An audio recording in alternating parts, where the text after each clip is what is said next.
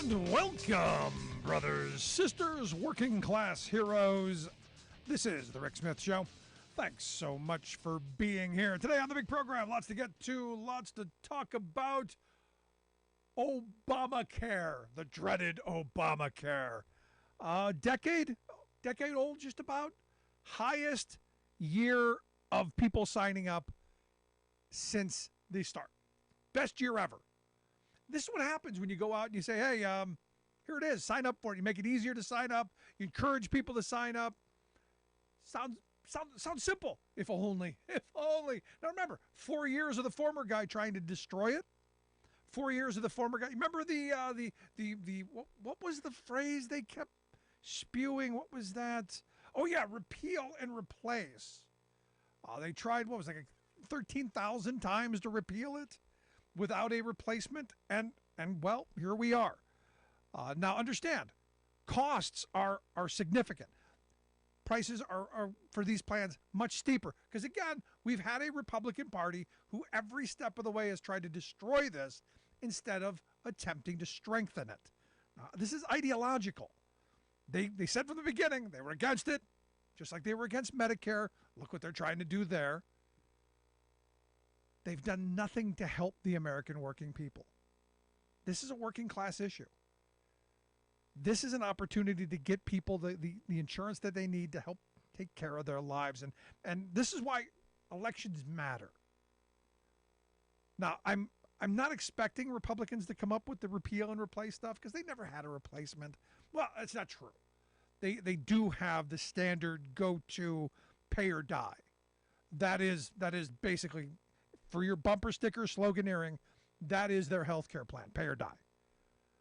But good on the Obama folks, good on the Biden folks, good on people saying, look, you know what, we want to make sure that families have some health security.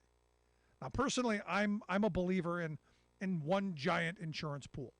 We shouldn't have to have all of these different systems and all of these different convoluted ways of getting into our pocket. We should have one system. One opportunity to pay the bill. One insurance, because ask anyone who knows anything about insurance, one big pot mitigates risk across a broader number of people, brings down prices for everyone. And if we do it in the public sphere, don't have to pay all those high CEO salaries, don't have to pay all that advertising, don't have to pay all that, profit. But I'm not horribly opposed to, if we had to go, because, we've been trained like Pavlovian dogs. Anything we talk about making public, people get all rabid and angry and worked up. Even though, ask anybody what their thoughts on Social Security and Medicare are. Very happy. My grandmother would have beat you with her cane if you tried to take Social Security or Medicare from her. So good on that. We're heading towards the 10th anniversary of the Obamacare, and thriving. So good on them. I did want to talk about Gretchen Whitmer, governor of Michigan, did her State of the State spiel and led with bigotry is bad for business. That's a good bumper sticker. Finally, Democrats doing some messaging. Bigotry is bad for business. Where she went after Ohio and Indiana saying, look, reality is you're going to be horrible to people. You're going to take rights away from women. You're going to be, inhospitable to other groups of people. We will make them welcome, and we will welcome business. She said, I'll go to any state that restricts people's freedoms to win business and hardworking people from them. I'm looking at you, Ohio and Indiana. And this is one of those things that Republicans have been doing for years. You remember Rick Scott came to Pennsylvania when he was governor of Florida, trying to steal away one of the big employers in the Philadelphia area, the Wawa gas station chains, and offered all kinds of stuff. And well, it didn't work, as I remember, because again, you look at these states and the workers that you're going to have to bring in, the talent you're going to have to recruit. Increasingly, people don't want to go to these red states, these hostile red states, where people's lifestyles are going to be under the microscope, and they're trying to legislate who people can be while all the while saying, we believe in freedom, believe in freedom. Well, our freedom, not yours. Now, good on her. The economic part is a huge part of this. And she said, look, we've got to go after the things that are going to bring people in. She said she wants to repeal their 1931 law banning abortion. She wants to repeal the outdated laws on who you can marry and pass a civil rights act that's going to give people opportunities. Life, liberty, pursuit of happiness. Something I learned as a kid. Maybe you may have heard those words uttered somewhere. I don't know, especially my conservative friends. But the thing is what she's saying is, look, these states, these radical red states who are doing this really anti-American kind of stuff, they're losing talent. They're losing people. They're going to be losing jobs. And blue states had better pick this up. She said, look, let's go on the offensive. I'll happily go to any state that restricts people's rights and attract business and hardworking talent. You better believe I'm playing for keeps. Love this woman. Love her. Because this is the messaging. We're going on the offense. No more just absorbing the abuse from conservatives and Republicans. We're going on the offense. We're going to push an agenda that's going to make workers' lives better. And as she points out, look, we're going to make lives better. She talks about policy meaning nothing unless they help people get better lives. And she laid out her lowering Michigan costs plan, which are pretty simple. Helping retirees, ending the retirement tax there on the seniors, expanding the working families tax credit, and establishing pre-K for families. Because that's a huge part. And she talks about her own experience that she would have never been able to raise her children while continuing her career without affordable pre-K. And that's why she said, I'm proposing pre-K for all. She said it's going to save the average family about $10,000 a year and ensure 110,000 4-year-olds are going to get a head start. This is the stuff that makes people's lives better. This is the stuff that's going to put money in people's pockets.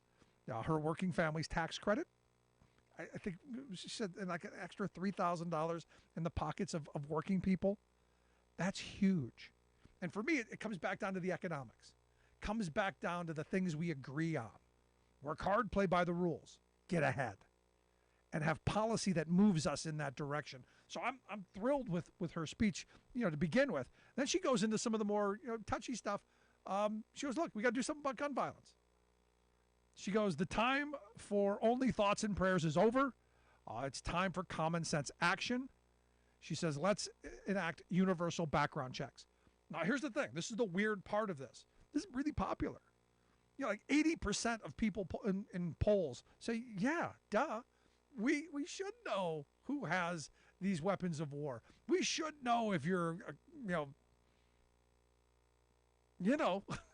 we should know if you're a criminal. We should know if there's something in your past that might make you, I don't know, go shoot up a shopping mall. People agree. And again, this kind of messaging that Democrats have been terrible at, I think she's getting. She points out that she's all about the roads. In fact, let's fix the damn roads. Yeah, that's what you're supposed to do. But we don't talk about that much anymore, do we? We don't talk about the infrastructure that's being built up and that our government does that. We don't do the messaging. I was having a conversation with a kid today. And, he grew up in rural Texas. And we were talking about how bad Democrats are at messaging and how bad Biden has been at saying, hey, I did this. All of the investments, historic investments in reshoring manufacturing and rebuilding our infrastructure and, beginning to tackle some of the climate issues, all historic stuff. I'm just not seeing the kind of messaging that I would like to see. And, this kid was saying, look, he used to talk to his grandparents who would tell him, now his grandparents remember no electricity in the house. His grandparents were saying, look, I remember when they brought the electricity through. Truman's Electrification Act. And the messaging that came out of that and the same scary words, this is socialism. Big government's coming into your home and making you have electricity. And they would run mocking commercials going, yeah, there are people who call this socialism, but I don't care. I got lights. I don't care. My life is getting better. I don't care what you call it. We're moving forward. And he hit an interesting thing. He goes, when you think of rural Texas, you think of, Friday night lights and football. And in fact, there's a whole TV series, movies, all of this stuff. He goes, without Truman, there's none of that. They're sitting in the dark because nobody would have invested in those areas. Nobody. The only person that would is government. We the people. So, I'm looking at Whitmer and I'm going, I like the fact that she's taking it right to them. I love the fact that Michigan, the Democrats there are taking it to the Republicans and doing it on how are we going to make people's lives better. I want them here in the coming days to repeal that no rights at work nonsense. I want them to put prevailing wage back in full effect. All of this stuff that built a strong, prosperous working class. Now, will the CEO class be angry? Yeah, but they'll get over it. This is about helping working people for a change. And finally, we're seeing Democrats who are stepping forward. Good. I want to hear your thoughts. 1-866-416-RICK, 1-866-416-7425. Going to take a quick break. We come back. Got an email that I want to spend a couple of minutes on about messaging. So stick around. Right back after this. You're listening to The Rick Smith Show. We're working people. Come to talk.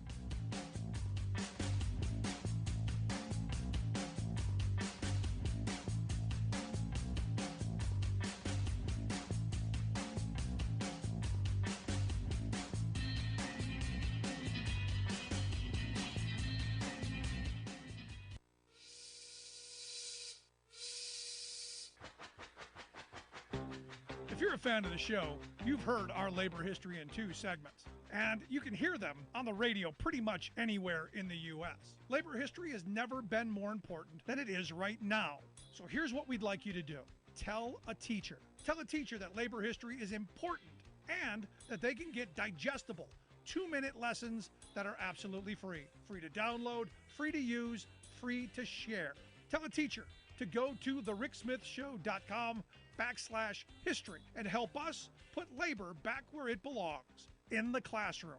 Generations of American workers fought, bled, and died to build the American way of life. It's our job to keep their stories alive. Go tell a teacher that we're here to help them do just that. Find us at thericksmithshow.com/history today.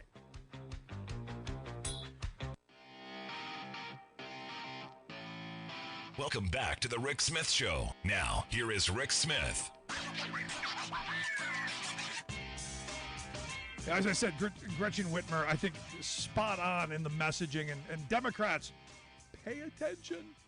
It's my view is it's always been how we make workers' lives better.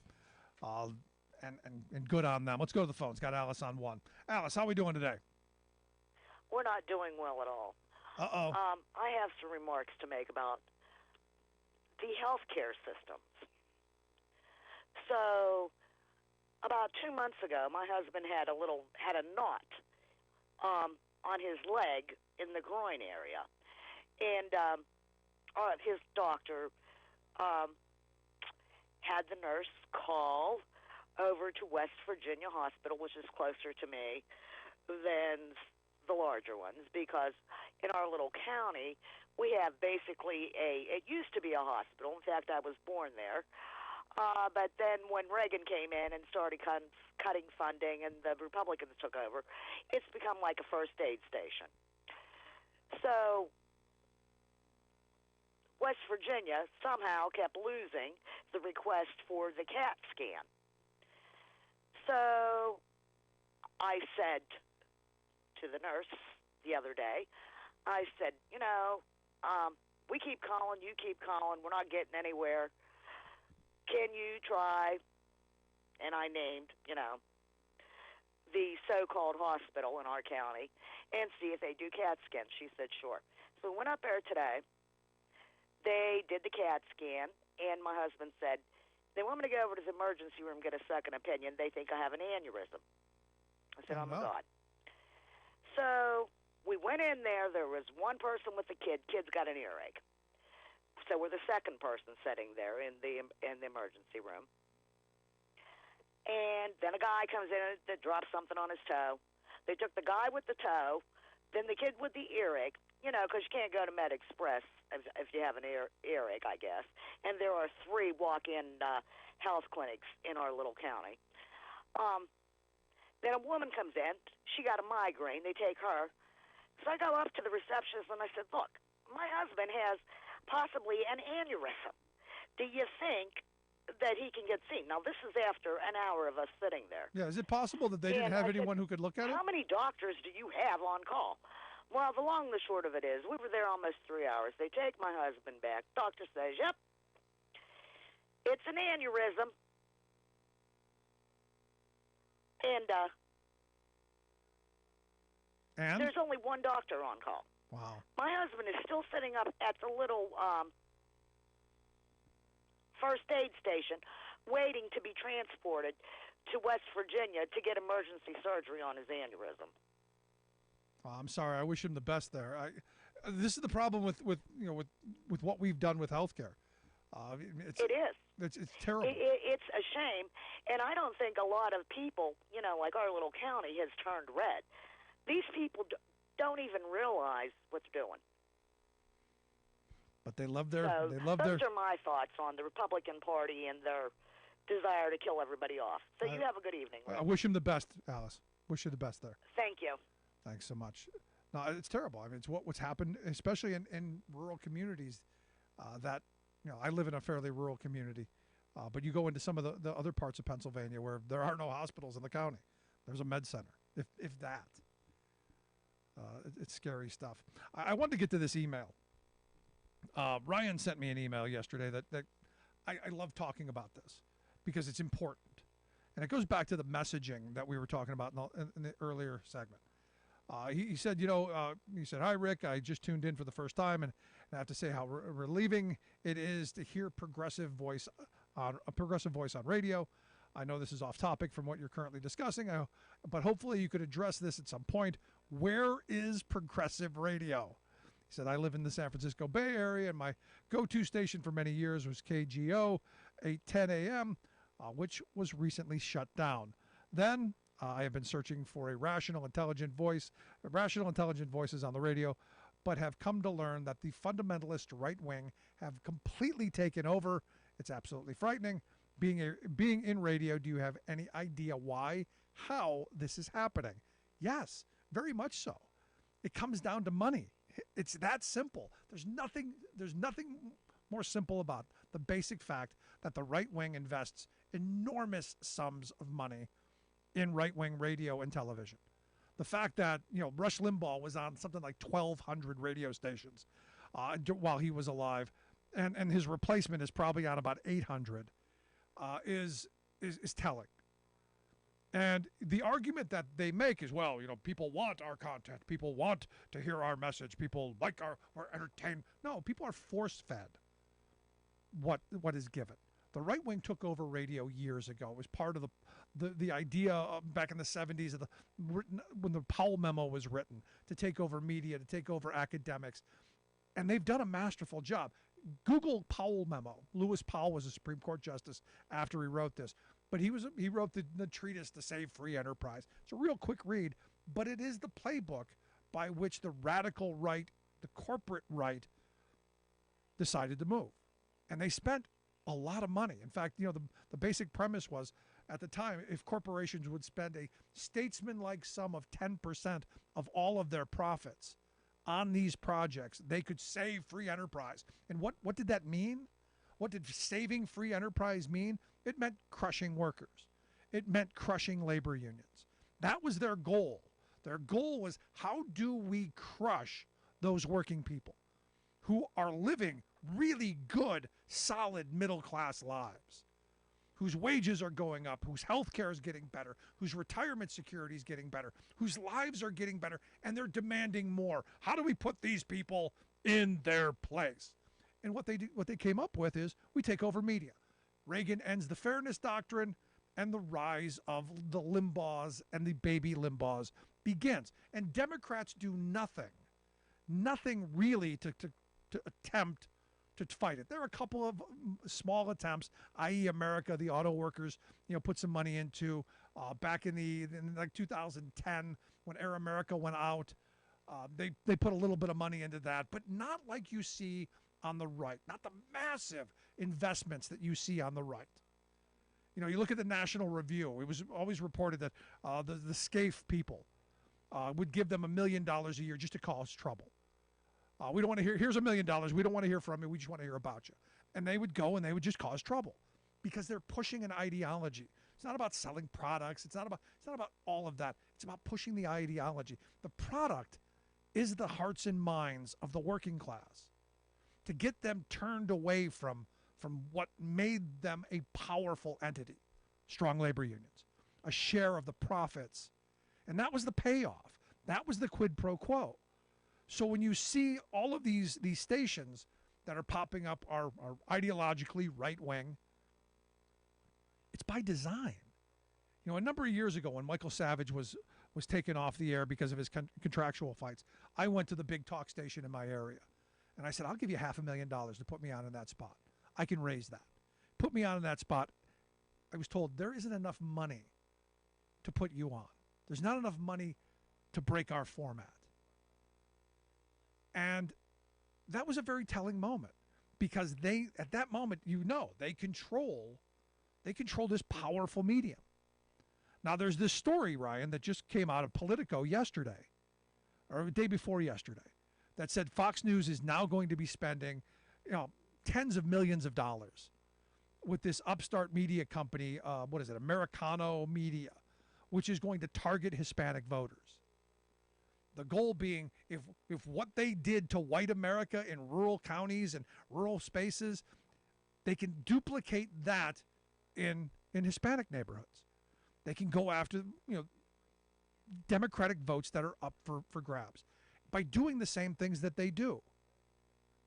Lots of division, especially on race, especially on gender, especially on marriage, because they understand Hispanics are traditional in a lot of ways, and boy, their divisive message will play. Now, again, not going to talk about the economic stuff, not going to talk about sharing the wealth. No.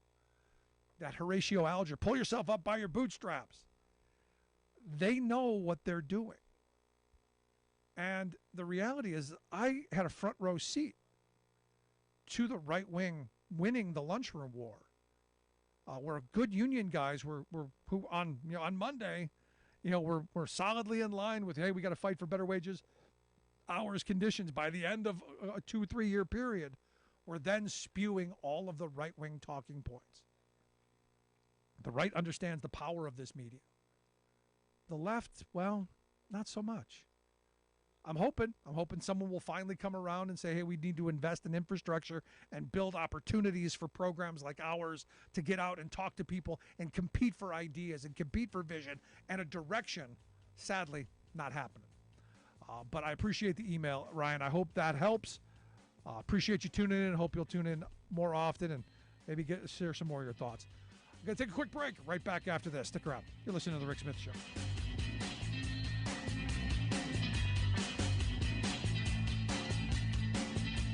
I'm Rick Smith, and this is Labor History in 2. On this day in labor history, the year was 1937. That was the day workers at the Kent Avenue Power Plant in New York City struck at Brooklyn Manhattan Transit. The power plant served as the sole source of electrical power for the entire New York City subway system. Transport Workers Local Union 100 had been trying to beat back the company's push to form a company union through an educational organizing drive there. Out of the 505 workers at the plant, only 35 were TWU members. On this day, 2 boiler room engineers with 10 years on the job each were fired for their union activity and given 3 minutes to leave the plant. Inspired by the Flint sit-down strike, then still in progress, TWU President Mike Quill called for a sit-down to protest the dismissals. 31 workers locked themselves in, and Quill announced that if the 2 fired workers were not reinstated by 6 a.m. the next morning, all switches would be pulled, shutting down the entire transit system. He insisted that the BMT had long abused its workforce and was in violation of the new Wagner Act. Newspaper headlines screamed of a workers' insurrection at the power plant, and the BMT quickly called in company goons to threaten the hundreds of picketers surrounding the plant.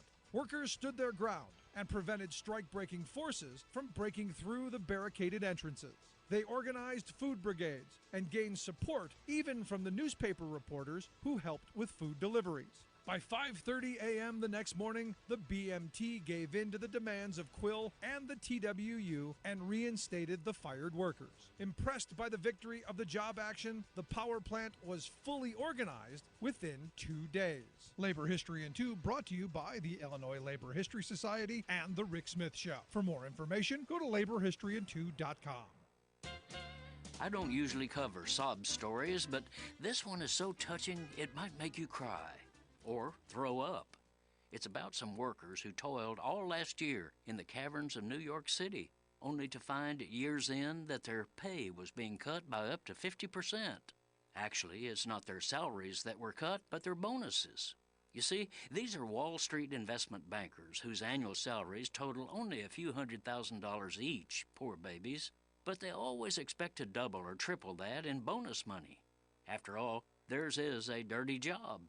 They engineer multi-billion-dollar corporate mergers that increase monopoly power, eliminate the jobs of thousands of regular workers, and further enrich the super-rich. It's devilish work, hence the big bonus payouts to keep them doing it. Last year, though, the number of whopper deals plummeted. The revenues of Wall Street investment banks sank, and oh, how sad it was to hear the wails of so many poor Wall Street millionaires whose bonuses were whacked. See? I told you it was a sob story. But worse than the loss of money for these hard-hit financial toilers is the tragic crimping of their lifestyle. The New York Times reports, for example, that Wall Street's bonus bust has already resulted in fewer of these deal makers buying $100,000 luxury cars this year. Can you imagine the pain of that? The dinging of annual bonuses is even stirring radical sentiments among these restive rich workers. In one survey of financial professionals, 72% said they would consider quitting if their bank cut their bonus. This is Jim Hightower saying, now there's an enticing new source of labor activism for unions that are organizing at Starbucks, Amazon, McDonald's, etc. Why not a Wall Street banker union? Solidarity forever, brothers and sisters.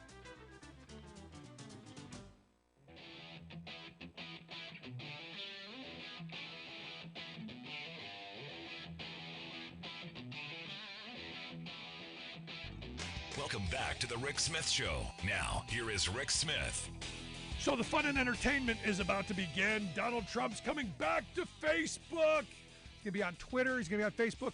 Now, I don't really care. I could care less.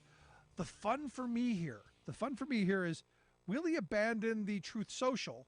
And will my prediction, now remember, I predicted this the day they came out with Truth Social and Devin Nunes resigned from Congress to be the CEO. How long does it take for Devin Nunes to sue Trump because he's going to lose his job, because Truth Social is going to go down the tank? There's going to be nothing left. And, Devin Nunes loves to sue. How long is it going to take before Devin and his cow cry? That for me is what the interest. I don't care about Trump or any of the other stuff.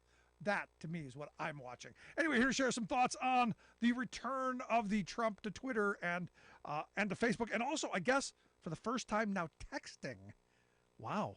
I've asked Maya May to come talk with us. She's the co-host of We're Speaking over at Lincoln Project TV, project of the Lincoln Project US, the website. Maya, thanks for taking time for us. Thanks for having me, Rick. It's been a while, so I'm glad to be back. It has. It's great seeing you. So what do you think of the Trump returning to the Twitters and the Facebooks? Did you think he was going to do it? First of all, we knew he was going to do it when he was allowed to, right? We knew that was coming. And I think part of it is his announcement didn't get the splash that he was hoping it would have. He's running for president. He's expecting everybody to be like, yeah. And he's like, okay, you know what's going to make people really mad is me getting back on social media. Like, that's the thing that is going to create the chaos and the noise. And he knows it. The sad thing to me, though, is that Facebook doesn't know it, apparently. Have you read their statement? Because it's insane. I did. It's one of those things where I'm going, I don't really care. I mean, it's one of these things where, you know, I'm at the point now where social media has turned into such a cesspool, and it's so ridiculous that I try not to spend much time on it, and I don't think any rational person should. Well, but that's the problem, is it's all the irrational people that are on there, and that's his target market, and he knows it. And so right now we're at the beginning of this next part of his trajectory where he starts to rile up his base. And now that he's going to be doing his own texts, like that, because I signed up for the text during the election cycle because I'm like, I want to see what his team has him saying, but I'm really paranoid now that he's just going to try to take over his entire marketing arm, and it's just going to be him sending tweets, sending texts. Like, it's a little bit bonkers. But I did read the Facebook statement, the Meta statement, and they're basically like, well, it's important in the political discourse in a democracy to make sure that all voices are heard, the good, the bad, and the ugly. And, you know, there's not that imminent harm, and that the measures that they took after January 6th were simply because it was something that was so outlandish and egregious that they had to act. But that was just 2 years ago. Right. And go ahead. But this is where my mind goes. I don't want to take anybody off of this. I want people spewing their nonsense. I want to be able to hear what he's got to say. I'm a believer in more speech is better, and that our speech we should be taking. Please, Donald, tell me all of the irrational thoughts that are banging around underneath that orange dome. Tell me how crazy you're going to be so that we can then make the argument to the sane and rational among us that this is not the right guy for this country. By making him a martyr and blocking him, it's to me, it just sends all the wrong messages of what I believe in this country. I love free speech. I think it's important for us to have it for democracy. However, we're living in a digital age where algorithms tend to toy with that free speech. So it's not necessarily free in the sense that, because it's not like he has his own social network where he can say whatever he wants to say. It's not like he's not out there. It's not like people don't have access to that information. Is the amount of screenshots from Truth Social that have been shared on Twitter. And I love his truth. I love his truthing. Now, granted, it's all BS and lies under the guise of truth, but at least, you know, I'm getting a sense of, look, you know, the classified documents thing. He didn't take classified documents. He just took empty folders that looked pretty. There wasn't, you know, there wasn't anything in there. That's the latest gymnastic. I love the mental gymnastics that go on between those. Who hasn't repurposed manila folders, though? Come on. Like, half my manila folders, like, they say taxes, then they say, like, you know, car information. So I could actually buy that. Maybe just repurposing the folder. So he's a hoarder, is what you're telling me. I think that's what he's telling us, is that he's a hoarder. And therefore should not be prosecuted because hoarding's not a crime. Yeah, and the other thing is, I love, you know, they just had nice words on it, you know, like classified or confidential and other words. Yeah, other words that tell you don't take this stuff home. Yeah, but here's the thing. Like, I know I've got stuff in drawers that I don't remember what's in there. So I'm like, as the news have come out about Biden having the documents and Pence having the documents and Trump having the documents, I know everybody at home is going, documents. Like, They're not top secret documents, but there may be things that I can't remember what's in a drawer. Like, they have to go through a lot of documents. So I'm like, it's a filing situation. Everybody's got a junk drawer. They should probably check it. Like, I checked mine. Just in case, because you never know. It could have been laying around somewhere, especially over the 4 years when Trump was in the White House. I do know one person who probably does not have classified documents, and that was Dan Quayle. I mean, Quayle's name came back up. I don't think they gave him any of that stuff. Coloring books, Mr. Potato Head things, sure, no classified documents. Yeah, things to just keep him occupied and busy. But and I think this is, like, we laugh, and I laugh because I'm a comedian. Like, that's how I get through a lot of this stuff. But at the same time, what I feel like is we're losing the complete and total grip on reality of what seriousness of what like the just the things that we're even discussing in our political sphere right now. It's kind of scary Yeah. that we're in a sense normalizing a president saying that he's going to declassify things with his words and like we've it's completely normal now. No, and it's scary. And this is where Democrats again have failed on a number of levels. I mean, this debt ceiling thing. I mean, well, this past week, we're going to raise the price of everything in the country by 30% by having a federal tax and abolishing the IRS. So screw you, working people. We're going to go after Granny, and we want to steal Social Security and destroy Medicare by holding the globe hostage over the debt ceiling. You know, why aren't Democrats taking a better advantage of attacking these people for wanting massive inflation? In fact, you know, right now they're pushing to end Biden, you know, taking some oil out of the strategic reserve to help lower costs on energy. We want higher prices. We want pain and suffering for working people. Why aren't Democrats hammering on that? Because Democrats somehow think that the best way to move forward is through calm policy suggestions, and unfortunately, we're living in an era of bumper sticker politics. Like everything's a slogan, and Republicans know it. They know there doesn't have to be like my big issue with the Fair Tax Act is like it's never going to pass. It's never going to go anywhere. So it's just a waste of time.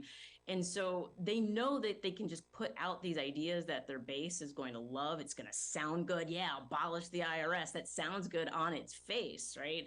But they know they're never going to have to back it up. And the fact that Democrats don't seize on that is part of the reason why I am in deep fear of our democracy, because if there's no better time than now, right? Because we're in a situation where it's like it feels like very much like a crossroads. Like if we've got a George Santos in there and he's on committees, we've got a Marjorie Taylor Greene who's being normalized now. She's being cleaned up. You see her on the news, and it's like, oh, she looks like a respectable lady.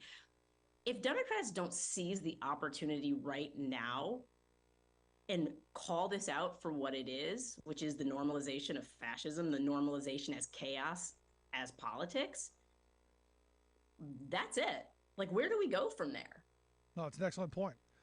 You know, but you brought up something that I thought was interesting. You said, you know, they're putting out these ideas to make their base happy that are never going to pass. The Tax Act, whatever the scheme that they've come up with, is never going to make it through the Senate. And even if by miracle of miracles it somehow did, Biden was never going to sign it. It's never going anywhere. But it is curious to me that this is what they come out with when we know that a 30% tax on every product, a federal sales tax, would harm the vast majority of working people in this country who don't pay but 15% federal tax, 10, 15, or 47% of us who pay zero because we don't have high enough wages.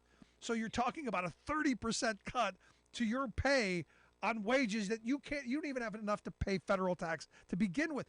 Who are they talking to? Who is this for? It's certainly not for me or you or anybody who collects a paycheck. But they're counting on their disinformation and misinformation machine to make people think that it is for them. And they know they don't have to worry about it ever happening anyway. And like, I lived in a country where there was like a 30% tax. And you know what the rich people did? They just left the country to buy things. No. And that's what's going to happen. Of course. Of course that will what's happen. And who gets screwed? The single mother. My mother growing up in the projects. We get less food than we even had then. You get less opportunity. It's a horrible idea. Why aren't we seeing ads, billboards? Why aren't we seeing a slew of messaging? Why are we not seeing this? Yeah, and it's infuriating. And I think, and this is the part, like, not to go back to the Facebook thing, but like, this is the part where it's like the messaging is so important. And Donald Trump, the GOP, Republicans are incredibly good at hammering their messages home because they don't actually mean anything. They're just words. Whereas I think Democrats have a hard time because they want to bullet point out all of the background information, all of the things, because they actually are putting forth policy that can be implemented and can change lives. And so to explain something that's complex that can actually get passed is a lot more difficult than just saying abolish the IRS and then the entire base being, yeah. So I think the task that the Democrats are up for is it's much more difficult. And so I don't want to like rail on Democrats, but I am kind of like right now is the time to go for the jugular. Oh, absolutely, because you're not getting anything done the next 2 years. Everyone has to know nothing will get accomplished. This is where you go, you make your sales pitch. Government has to figure out how to get back into selling things again. Democrats, look, I just said this a minute ago. Biden has done some historic things. We've got massive investments in infrastructure. We're going to do what Truman did with electricity to the internet because of Joe Biden. We're going to bring good internet to rural communities. Why aren't we selling that in massive ways? I don't know. Bad messaging, bad infrastructure. In fact, I just had a guy who, just started listening to the show, send me an email saying, why do progressives, why isn't there any progressive radio? Why are you getting killed in these spaces? And this is part of that. The right has built a massive megaphone where they can spew these bad ideas. And, like any con, any sleight of hand, they show you the good parts. Yeah, well, no, and you're 100% right. And I'm out here in LA where we have Prager and Dennis Prager and Prager University and all of their different right-wing media shows, and they're slick and they're good and they're aimed at they're aimed at the youth. And so, when they talk about indoctrination, I'm like, I just saw an ad on Fox News for socialismsucks.com, I think it was. It was like children's books to teach how bad socialism is. And I was like, what is happening? And I think, honestly, Rick, people are overwhelmed. I think Democrats are overwhelmed with the sheer chaos. It's like, Republicans have a really good understanding of how the different people on their team fit in, right? So you have the George Santoses of the world who are creating all of the distractions and chaos and disarray. And so that all of a sudden everybody's looking at that. Meanwhile, you have like the Heritage Foundation templating all of these fascist bills and getting them sent out like throughout the country while everybody else is talking about George Santos.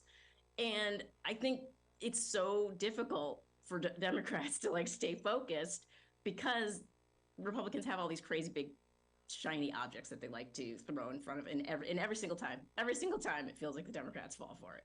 No, you're absolutely right. And the thing is and this is where you've hit it spot on. It's that coordination between the think tanks, the radio and the TV, the policymakers. It's this whole incestuous pool of messaging that's designed to misinform, disinform, and well, just flat out lie. But like today, the Heritage Foundation, you brought them up, sent out a thing. I can get their pamphlet, their ebook for free on 5 reasons why CRT is bad, 5 reasons why it's wrong, and they. Look, they spend a lot of time making up these slick little talking points, and they're masterfully done. They're very short, they're very concise, simplistic to a fault, and easily regurgitated by people who want to know things, who believe that they're fighting for their country because they believe those people are coming, Maya. Those people are coming. Well, and I have to tell you, I was just in Florida, Rick, and I asked my Uber driver, because I lived in Florida for a couple of years, and I said to him, I go, so I just wanted to know, I was like, ¿Qué tal acá? ¿Qué tal DeSantis? And he said immediately, and in Spanish, the whole conversation was in Spanish, and he said, I'm a capitalist, was his first thing he said.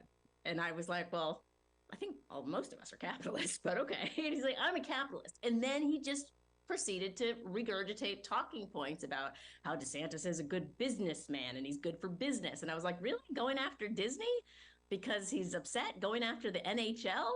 Intervening in business decisions? Is that what capitalists do?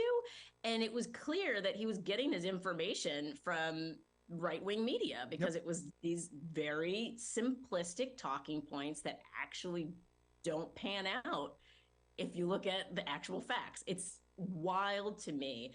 And if Democrats don't figure out how to come up with simple messaging that can compete with that, like everything doesn't have to be this like And I think we were spoiled by the Obama era, I think, where he was able to be, spew all these beautiful things, were full of hope, and people were inspired. And he was also able to say things that were complex and that people were able to easily understand and digest. And now you don't have people who have that same kind of panache. And so they're No. struggling to be able to, it's like, okay, we either got to go with a simple message that everybody can repeat, or we're going to have Obama come back. I don't know. No, we need a very simple message because look, I love Joe Biden. I love the policies. I would have loved Obama to go and use the policies that Biden is moving forward. I wanted the infrastructure. I wanted the manufacturing. I wanted all that stuff during the Obama term. But we need somebody a little more articulate than Joe. Joe's slipping a bit. It was never a great orator, but he gets it done. And that's the thing. Like, Biden gets things done. And I love that because he does it quietly. And I want everybody to take a page from the Biden book where it's like, he's just kind of like, you can't ruffle his feathers. And I love that about him. And I think that's what scares Republicans about Biden so much, is that they try to throw things at him. They try to throw him off his gang. And he's just like, yeah, documents. I don't know. Like, it was locked. Like, what, they weren't on the street. Like, everything's just like, so. And I gave him back. It's not like I fought for him and made up 13,000 reasons why I should have them, or some magical, I had a wand and I declassified everything. Yeah, he's just like, go ahead, try another one. So the last question I've got for you, because clearly, the Republican clown show is going to take form in the next. The investigations are coming. All of this stuff's coming. What opportunities do Democrats have in the coming weeks and months to do some of this? And do you have any hope that they will? So this is my thought on this: is when we think about how much energy, like if we just think about the average family, if you're spending time doing X thing, you don't have time to do this other thing. I think it's really important that Democrats point out that while the Republicans are busy going after Hunter Biden, while they're busy having investigations on documents that apparently everybody has anyway, what are they doing for the American family? Like, I look at, like, for example, in the DeSantis situation, nobody's saying, well, he's been governor for 4 years. Is your life better? How is your life better? What are they doing? What are these Republicans doing that are actually making a change? And I don't think anybody can, nobody can truthfully really answer that question in a concrete way, how their life is better, other than being able to say things on Facebook that they weren't able to say before. So I think it's really important to just ask people, how has your life changed? There you go. What have they done? No, I'm with you. I appreciate the time. You got to come back again sooner. It's been way too long. Well, it's been a while. Thank you. I would love to come back. I appreciate it, Maya May. Thanks so much. Co-host of We're Speaking over at Lincoln Project TV, lincolnproject.us, the website if you want to take a look at that. Going to take a quick break. Right back after this. Stick around. You're listening to The Rick Smith Show. We're working people. Come to talk.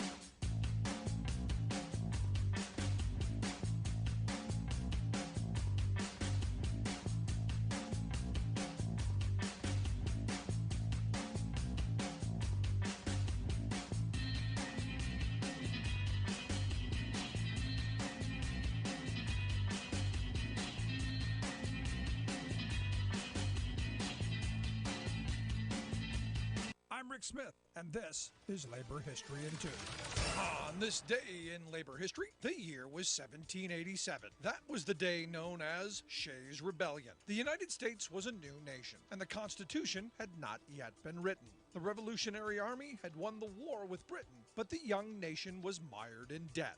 During the aftermath of the war, more farmers moved into western Massachusetts. Many of them incurred high levels of debt in setting up their farms. Due to economic hard times, the farmers found it difficult to repay their debts. Local sheriffs began to seize farms and even jailed some farmers. Anger amongst the farmers began to rise. They held meetings to discuss how to respond. Many saw the government's actions as an echo of the very type of tyranny they had stood up against during the Revolutionary War. They petitioned Boston for economic relief, but their requests fell on deaf ears. The farmers began to protest the courts, disrupting the proceedings. For 6 months, the farmers waged organized resistance. One of the men whose farm was threatened for repossession was Daniel Shays. Shays was a former captain in the Continental Army who had fought against the British.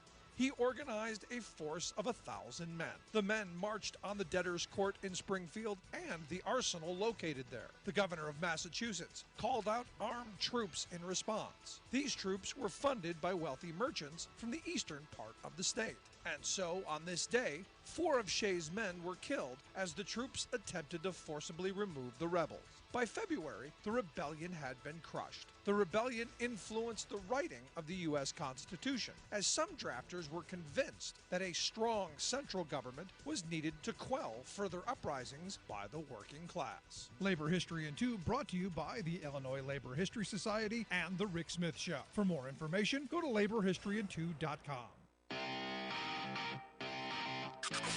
You're listening to The Rick Smith Show, where working people come to talk.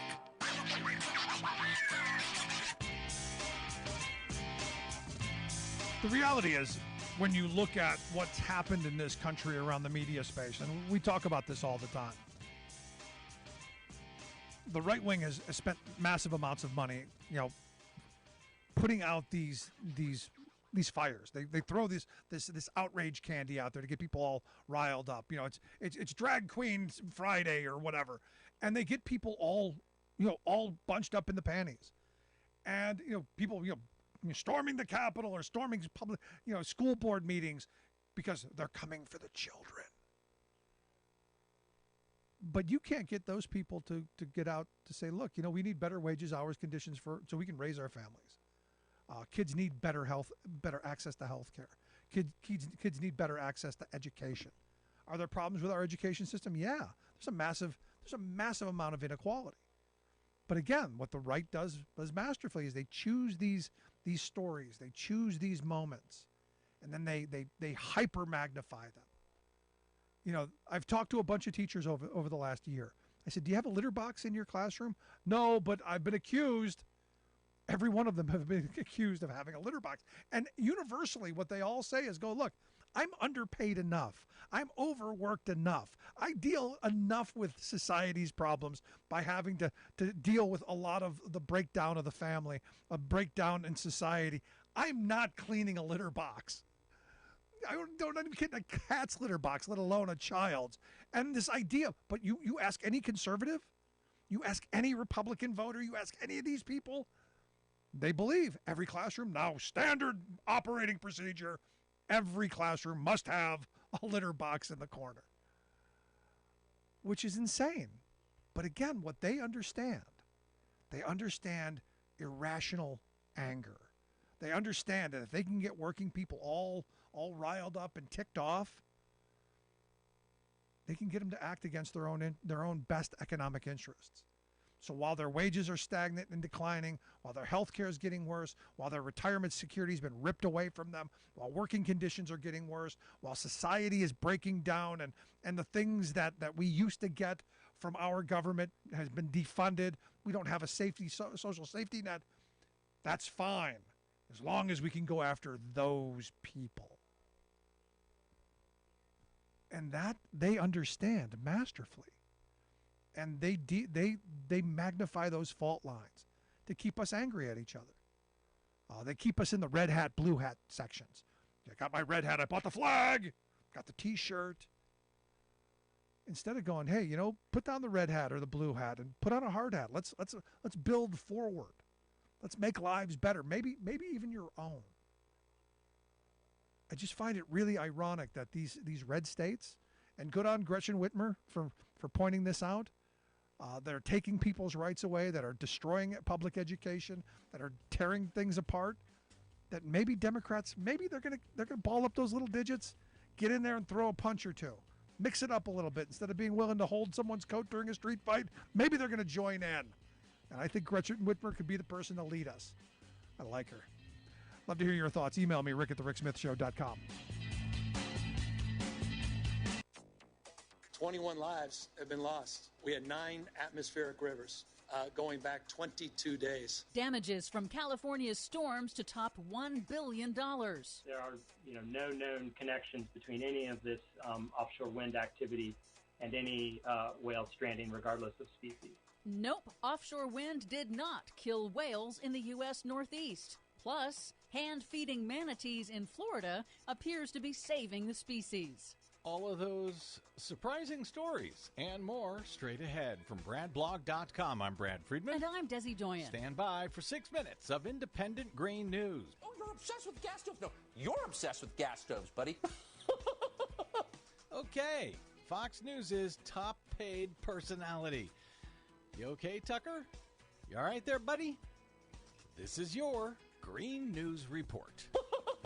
Okay, Desi Doyen, aside from the whatever insanity is going on over at Fox News these days, out here in California, the governor just announced over 1,400 rescues in this chain of storms over the past 3 or 4 weeks. Yes, it's quite remarkable. In California, that series of punishing atmospheric river storms over the last few weeks has ultimately helped to reduce the historic 22-year drought plaguing the U.S. West. But the cost of drought relief is steep. Preliminary estimates of damages to buildings and infrastructure alone caused by the floods and landslides are expected to reach at least $1 billion. At least. 40 of the state's 58 counties sustained damage. In a tour of devastated areas late last week, President Biden noted the rising costs of extreme weather disasters and pledged the full support of the federal government. The people in California, I say it again, the country is here for you and with you. We are not leaving till things are built back and built back better than they were before. You can recover from storms. We'll be with you every step of the way. Is he allowed by law to say build back better anymore? Apparently it's still okay. Oh, okay. Biden also said FEMA will help those who are uninsured and underinsured, which is good because AP reports that only about 2% of homeowners in California have flood insurance, which is separate from homeowners insurance. And that is the case in most states, in part because people don't know they need flood insurance because federal flood maps do not accurately predict all kinds of flood risks and haven't been updated to account for increased risks from man-made climate change. Experts warn that California and other states should invest more in flood defenses to prepare for even bigger flood events in the future. Or at least invest in new maps? Overall, in the U.S., in 2022, extreme weather disasters displaced 3.3 million Americans. Wow. That's according to data from the U.S. Census Bureau. That 3.3 million displaced includes nearly 1 million people in Florida alone. But everything's fine, Florida. Don't worry about a thing. The Biden U.S. Department of Agriculture is also appropriating $930 million to reduce wildfire dangers in 10 western states through a new comprehensive wildfire prevention program that includes intensive clearing of trees and underbrush from national forests. But Agriculture Secretary Tom Vilsack says the new program is hampered by the shortage of workers that has been plaguing other sectors of the economy.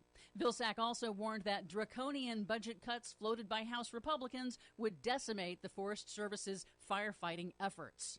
A disturbing increase of whale deaths off the East Coast since 2016 is likely due to collisions with ships and fishing gear entanglement, not activities of the... Kcaa Loma Linda.